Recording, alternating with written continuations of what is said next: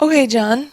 I was curious about a trip you've taken. Have you ever taken a really, really awesome trip?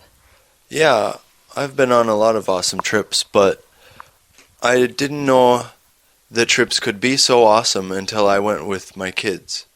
Really? It went well? Oh yeah, it went very well. Um, it's more fun, I think, to take kids with on a trip. Where did you go? I went to Thailand. My first trip with a kid was with my daughter to Thailand. We did everything. Um, we rode on elephants in Chiang Mai, and we went down south and went to the beach. I wasn't worried about anything because of having kids with us. Um, yeah, so I wonder what would have been different if I didn't have kids. I probably would have stayed up too late, and I wouldn't have woken up in the morning. In that way, I think kids can help you have a better vacation. You can use your time better because kids are definitely going to wake up early. So you can't waste the morning. You said you rode an elephant Yes. with your daughter? Didn't you think that was dangerous? Well, I was nervous about it at first. I thought maybe it would be too dangerous. But we had very good guides to help us. So I asked the elephant trainers, "Do you think it's safe enough for my daughter to ride the elephants?"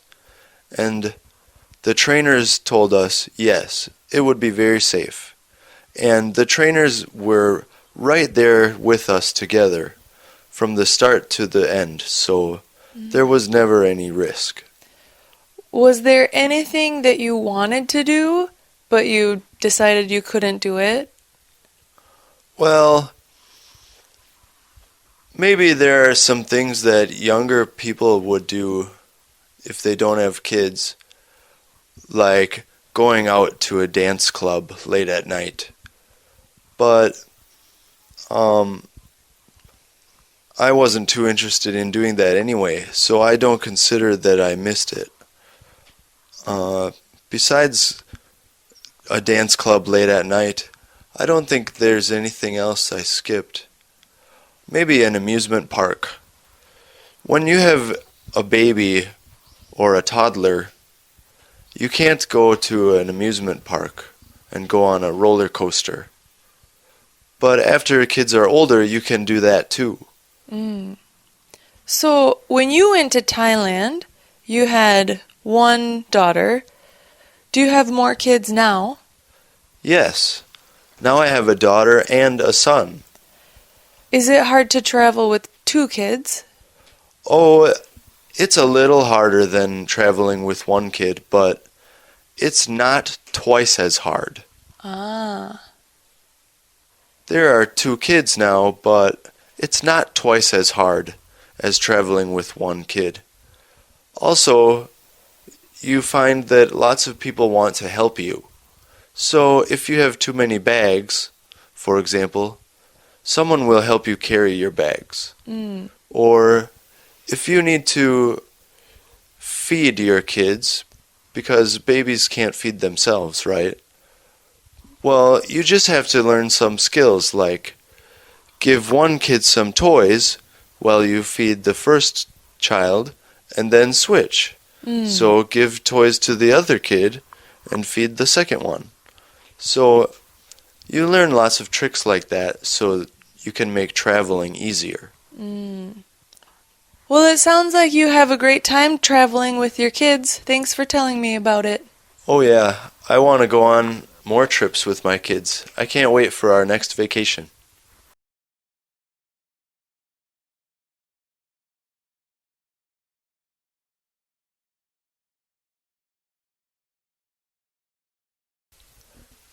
So I was wondering about disciplining kids in public. You have kids, right? Yeah, I have two kids. I have a 3-year-old and a 1-year-old. Are they ever naughty when you're out in public? Yes, they are naughty out in public. And I think that you shouldn't discipline your children in front of other people.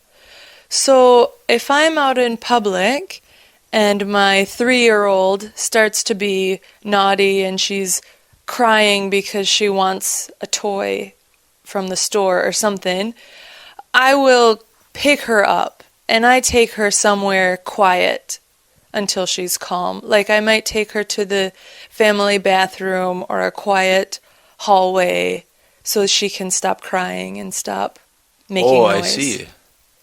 So you wouldn't just give her the toy she wants. No, I don't think you should do that sort of thing to make your child be quiet. Just give them something until they are quiet, because then they'll be bad more in the future. If they know they can cry and scream and mom and dad will give them what they want, they'll just be worse and worse. Oh, I see. They'll learn that it's okay. They can get what they want by crying. Yeah. But don't you think won't you lose more time if you have to take your kids to some quiet place to calm down? Yeah, you lose time, but I think it's worth it because I think of the future and the time I'll save by making sure that my child is better behaved in the future. And the other thing too is I'm always trying to think about other people. So I don't want other people to have to listen to my child scream and cry. And I also don't want them to see me talking sternly to her, because they'll maybe be annoyed or feel uncomfortable, and maybe my child will scream more because she can feel that. So I try to go somewhere quiet. Oh, I see. Sometimes that's impossible, though. Sometimes if you're on the plane or on a train, you can't go anywhere or do anything. You have to stay in your seat. Oh, what if you're on an airplane? Then do you give your child whatever they are crying for as soon as possible? Yes, I do. I try to plan ahead, and I think, okay, I need to have enough toys, I need to have lots of snacks, lots of fun things, so that I prevent them from becoming naughty or crying or screaming. But sometimes you can't help it, and if your child or your baby starts to be loud, at that point, I'll give them candy or food or a toy, whatever they want. Oh, I get it. So I think you're saying you think there might be a different reason why kids become naughty besides what they want. For example, if they're hungry or bored. Yeah, I think a lot of the times children are naughty because maybe they're tired or they're hungry or they want to play and stretch their legs, but they can't because they're on the plane or they're in a stroller at the shopping mall. So instead of waiting for bad behavior and then doing some discipline like yelling at your kids or grabbing their arm, maybe it's better to prevent bad behavior by making sure the kids sleep enough and don't get bored. Yeah, that's what I'm saying. And, my kids are young, just 3 and 1. So a 1-year-old can't really be naughty. They're just a baby. So if they need something, I give them food or what they need. But a 3-year-old, they can throw a tantrum. And so they can be very naughty. A tantrum? Yeah, when they scream and maybe they fall down on the floor and they kick their legs. Sometimes they try to hit you. It's really bad. But I think all 2- and 3-year-old children, sometimes they do them. Oh, I've heard of that. It's called the terrible twos. Yes, but it also lasts into 3. Oh, well, it sounds like you're a good parent. Oh, I try.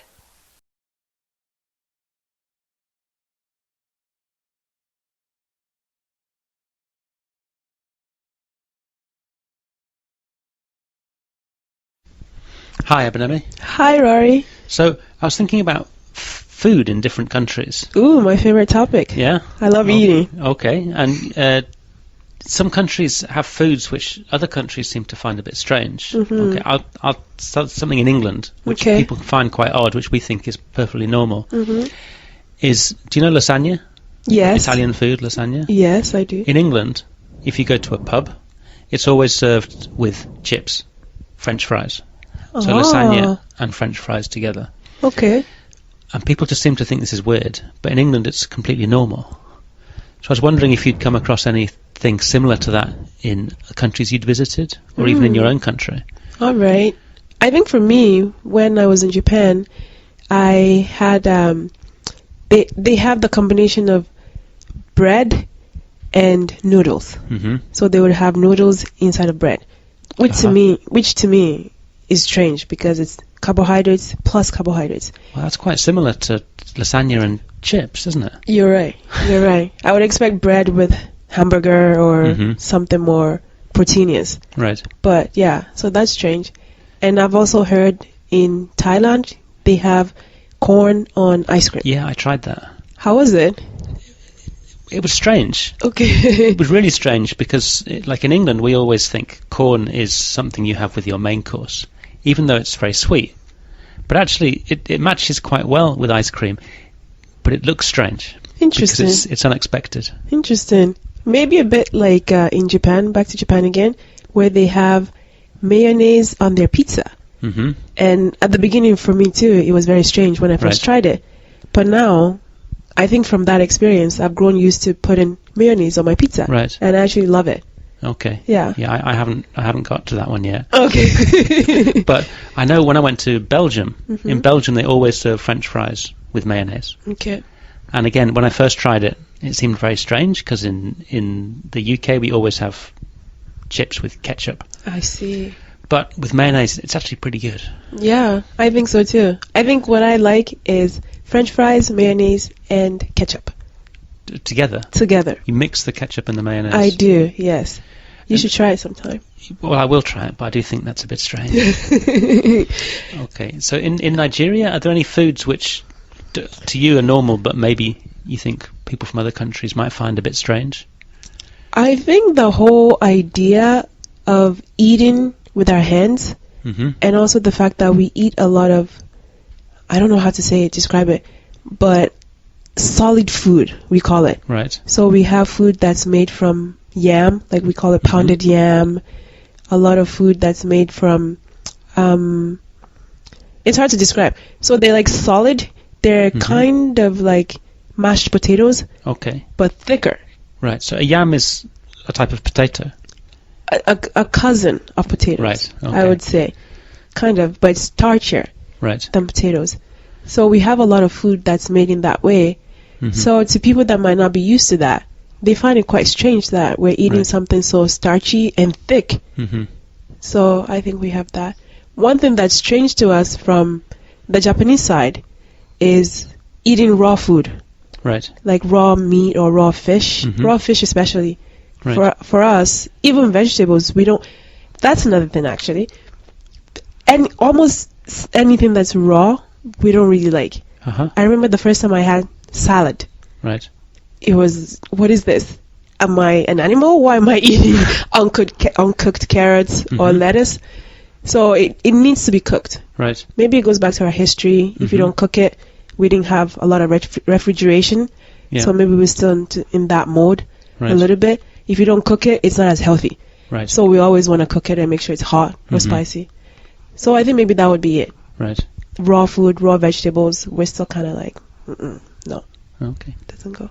So one thing, when I first came to Japan, I used to, I mean, in England, people often eat rice with something else. So they might put soy sauce on it. Hmm. They might have it fried, like an egg fried rice or something. And it was strange for me to eat plain rice when I first came here. Actually, I had a similar experience too when I was in Japan. I remember the first time they served me rice, just plain rice. In Nigeria, maybe now it's changed a little bit, but in Nigeria, eating plain white rice is the epitome of poverty. You have no money, you have nothing but plain rice. So for me, it was like, whoa, what is this? This is really strange. I need to put something on this rice. And when I did that, I think I scandalized all the Japanese people around me. Yeah, they never do it, do they? No, they don't. Yeah. The other thing is that if you put soy sauce on rice, it makes it really difficult to eat That's with true. chopsticks. That's true. It's not as sticky anymore. So in England, we just use a fork. But I think if you used a fork for your rice in Japan, probably also you might cause a bit of a scandal. A little bit. I think the longer you live in that country, the more you're expected to use chopsticks, right? Yeah. At least you'll be able to. Yeah. But now I think I'm more used to it. I can eat white rice with something on the side, of course. Yeah. But not necessarily with the sauce or something on top of it. Yeah.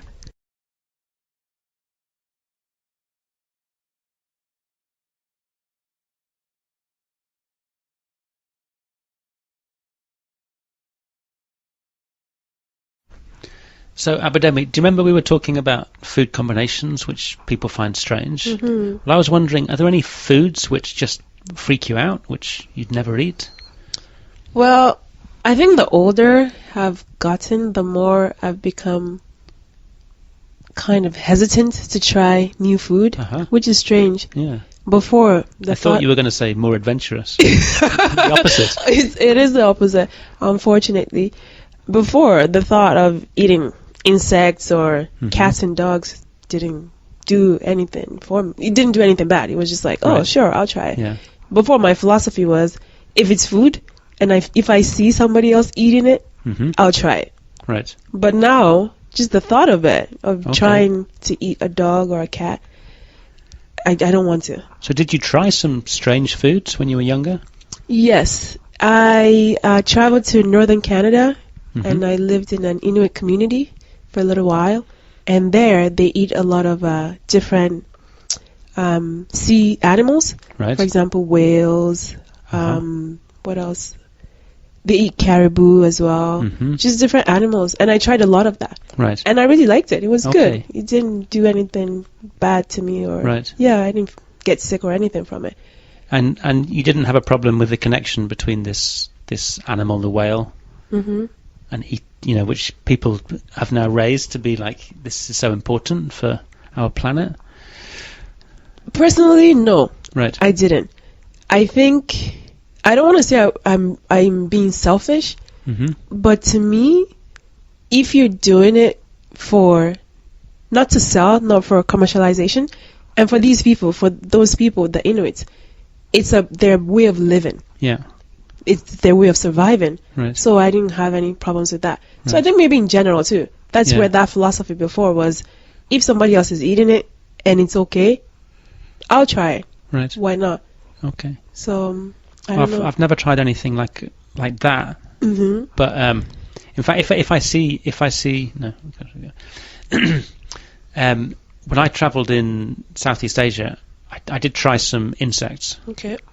And they look terrible, and it's really hard to get your mind around the fact you're going to eat it. When you eat it, it doesn't. I mean, it tastes okay. Okay.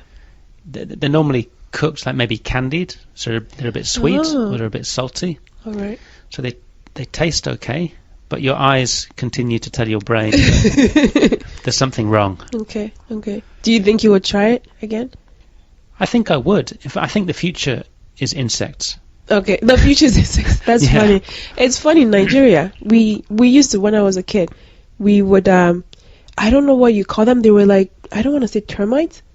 I'm not sure, but they were flying, a certain type of flying insect that will come at a certain time of the year. Okay. And they were only there maybe for 2 or 3 weeks.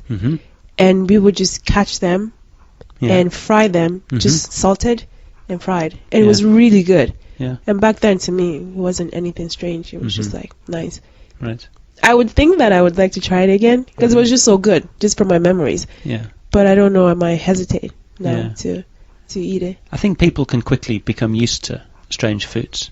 Okay. So, like, nobody ate raw fish in England, say 25 years ago.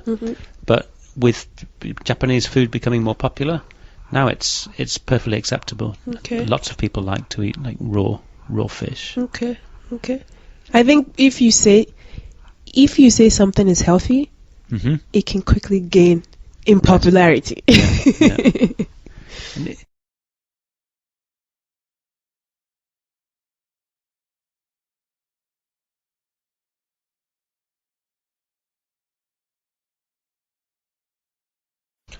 So, Sarah, I was wondering, what kind of sports do you like to play? Well, I love riding horses. And actually, when I was in college, I took a lot of classes about horseback riding. So I can do all sorts of sports on horseback. Wow, that's amazing. Don't you think riding horses is scary? I think it's part of the fun. For example, I used to be in the rodeo, and I did a sport called saddle bronc riding. And the way you do this is they put the saddle on the horse, and then they let the horse just go crazy. And the horse runs and bucks and tries to get you off. And you try to stay on. And it's really scary, but it's also really exciting. Wow. That's what's called a bucking bronco, right? Yeah, and it's really hard to stay on. In fact, you win if you can stay on 8 seconds. Oh, that doesn't seem very long. It's really, really long. It's really long when you're on the horse. My first time, I only stayed on about 4 seconds, and then I fell off in the middle of the ring, and I got knocked out. Oh. Yeah, and the rest, and I had a big black eye for about 2 months. Wow. From falling off a horse. That's why it seems scary. Isn't it really dangerous? It is really dangerous. And they don't make you wear helmet or any safety gear. I didn't wear a helmet my first time. I think it was pretty stupid. So the horse starts in a metal cage, so the horse can't move. And then you sit on top of the horse, on the horse's back in the saddle. And then you say, "I'm ready!" And they open the door. And the horse explodes and just starts jumping and turning and twisting. And the horse did about 3 or 4 jumps, and I fell off. Wow. How many seconds did you make it? 3, probably 3. about 3 seconds. So you'd have to do that more than twice as long Yeah. to win. I got better at it, but I never could stay on for 8 seconds. Did you try any other rodeo events? Yeah, I tried to do calf roping. What's that? This is a sport where you have your horse, and your horse is trained. It's not the wild horse from before. And there's a calf, and you try to throw your rope so that you catch the calf. And a calf is a baby cow. Wow. And so, what do you have to do if you get your rope around the cow? Then you have to run up to the cow, and you have to tie the cow's legs together. And when you finish tying the cow's legs together, the timer stops. So you want to do it as fast as you can. That sounds really fun.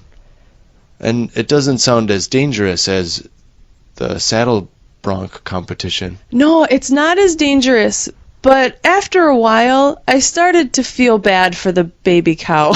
I see. It's just, he's a small little baby, and he's really scared, and he's trying to run away. And I started to feel bad about catching him with the rope and tying him up, so I stopped doing it. I see.